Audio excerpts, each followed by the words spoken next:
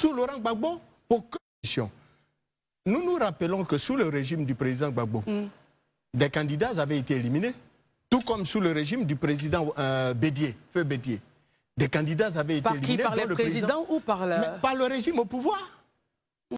C'est la vérité.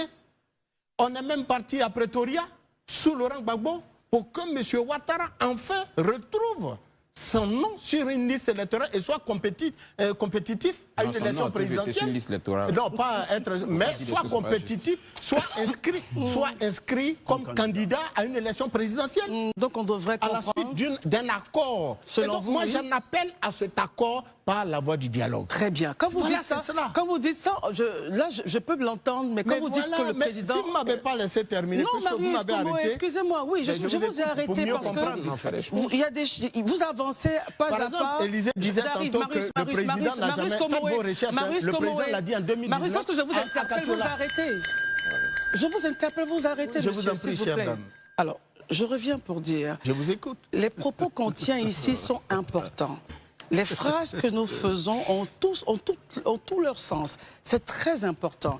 Quand vous dites que le président, de son temps, en telle année, a dit telle chose qui n'éliminerait personne et qu'aujourd'hui on constate que moi en tant que journaliste je me pose sur les faits de loi et je me dis attention, est-ce que vous insinuez sur la base de quoi justement vous faites cette insinuation? Vous l'avez dit, et bon laissez-moi vous dire. Allez-y monsieur. Je dis et je le répète, quand vous avez en charge le destin d'un pays et que vous avez en face de vous une opposition, quand vous prenez le cas du président Laurent Gbagbo, mais vous voulez qu'on se dise la vérité, mais il faut bien qu'on se dise la vérité pour que justement l'opinion publique comprenne parfaitement. Notre rôle est effectivement de distiller l'information crédible au sein de l'opinion publique. Les faits sont là. Un ancien chef d'État, vous avez été à l'école, vous l'avez rappelé, vous êtes journaliste. Un ancien chef d'État est-il jugé dans nos textes en Côte d'Ivoire par une cour ordinaire? Ça, c'est un premier point. Deuxième point, qui l'a envoyé à la CPI? Ce n'est pas l'État de Côte d'Ivoire, parce que tout simplement l'État de Côte d'Ivoire disait que notre appareil judiciaire n'était pas encore en capacité de le juger. Il est parti, jugé par une justice internationale. Il a été libéré de toutes les charges. Il est revenu. On nous sort un braquage de banque. Mais la banque même... Non, laissez-moi terminer. Non, Marius, non. Mais si vous ne me laissez pas... Chaque fois qu'on développe, vous m'arrêtez. Non, Marius, ça ne marche pas comme ça. Ça cause problème. Marius, ça ne marche pas comme ça. Et pourtant, quand les autres développent, vous ne les arrêtez pas. Marius Komoré, ça ne marche pas comme ça. Allez-y, madame. Je tiens à m'excuser, mais ça ne marche pas comme ça. Si vous allez sur un argumentaire que je ne comprends pas, je suis à loisir de vous interrompre et de dire expliquez-moi mieux. Ça n'a rien à voir avec distiller la vérité ou pas. Moi, je ne suis pas dans ce jeu-là. Excusez-moi, je ne suis pas dans ce jeu-là. Moi, je suis là, journaliste. Vous émettez un point, permettez. Vous émettez un point. Si je ne le comprends pas, pour pouvoir poser mes questions, je reviendrai sur vous, mais vraiment sans faux fuyant, très cher. Donc ça, il faudrait vraiment que ce soit bien intégré pour tous ici. C'est très important. Il faut ramener à ceux qui sont civilisés et disciplinés ce soir. Non, Herman, on ne va pas aller là-dessus. On va pas aller là-dessus.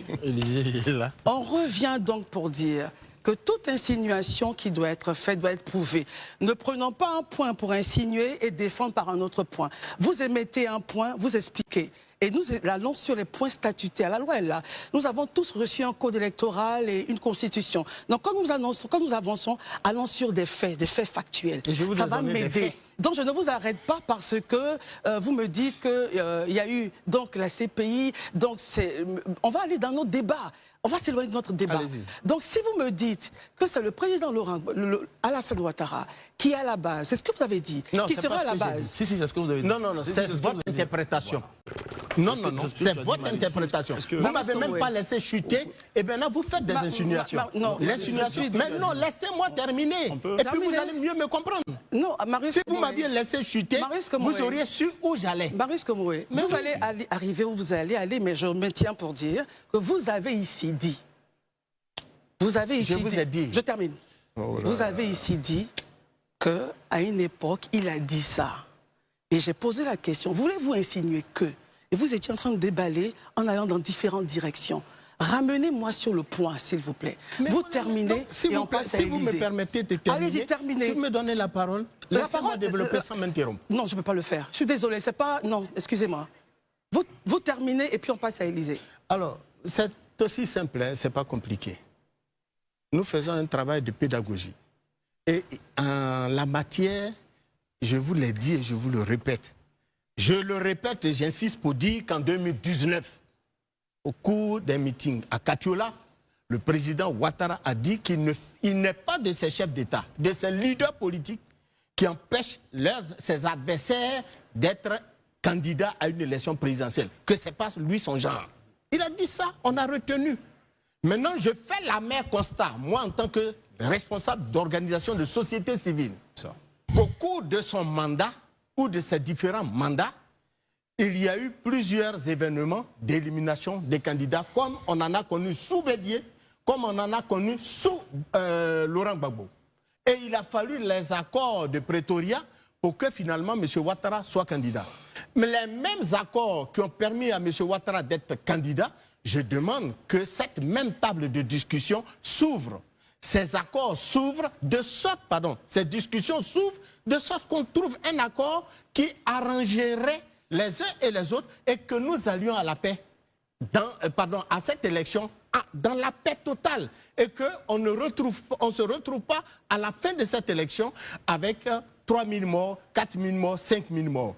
Déjà, le PDCI interpelle ses militants, lance un appel à ses militants de se tenir prêts pour on ne sait quoi. Alors, demain, qu'adviendra-t-il? Moi, j'ai écouté aussi, sur les réseaux sociaux, une sortie de M. Damana Picasse, qui en appelait donc aux militants, aux coordinateurs, aux secrétaires de section et autres du parti, du PPACI, à œuvrer, à s'assurer que chaque militant a été bel et bien sur la liste électorale. Et que pour eux, tout ce que fait aujourd'hui la CEI ou le régime, c'est-à-dire de M. Damana Picasse, sont des non-lieux, des événements qui ne sont qui n'apporteront rien justement au débat. Et pour ça, il a demandé aux uns de continuer à œuvrer, à s'assurer que les militants du PPACI ont été bel et bien, et que bientôt des mots d'ordre leur seront adressés. Bon, nous ne voulons pas justement des crises. Nous voulons que nous voulons la paix dans ce pays. Et la paix, c'est le régime au pouvoir qui doit la consolider et nulle personne d'autre. Merci beaucoup. Élisée, vous avez la parole. Ok.